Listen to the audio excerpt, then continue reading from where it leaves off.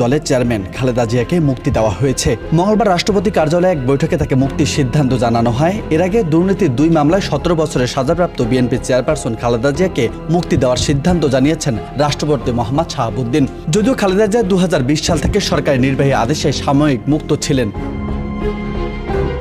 দুর্নীতির মামলায় ঢাকার একটি বিশেষ আদালতে 5 বছরের কারাদণ্ডে দণ্ডিত হওয়ার পর 2017 সালের 8 ফেব্রুয়ারি কারাগারে যান খালেদা জিয়া। পরের বছর 2021 সালের 30 অক্টোবর হাইকোর্ট এই মামলায় তার আপিল খারিজ করে দেওয়ার পর শাস্তি বাড়িয়ে 10 বছর করে দেওয়া হয়। এর আগে জিয়া চ্যারিটেবল ট্রাস্ট দুর্নীতি মামলায় 2018 সালের 29 অক্টোবর ঢাকার আরেকটি বিশেষ আদালত সাবেক প্রধানমন্ত্রীকে দোষী সাব্যস্ত করে। তখন তাকে 7 বছরের সশ্রম কারাদণ্ডে দণ্ডিত করা হয়। মোট 17 বছরের কারাদণ্ডে দণ্ডিত হয় বিএনপি চেয়ারপারসন। করোনা মহামারীর সময় 2020 সালের 25 মার্চ সরকার ফৌজদারি কার্যবিধির 401 ধারা অনুযায়ী কারাদণ্ড স্থগিত করে বিএনপির প্রধানকে মুক্তি দেয়। তখন থেকে তিনি চিকিৎসাধীন ছিলেন।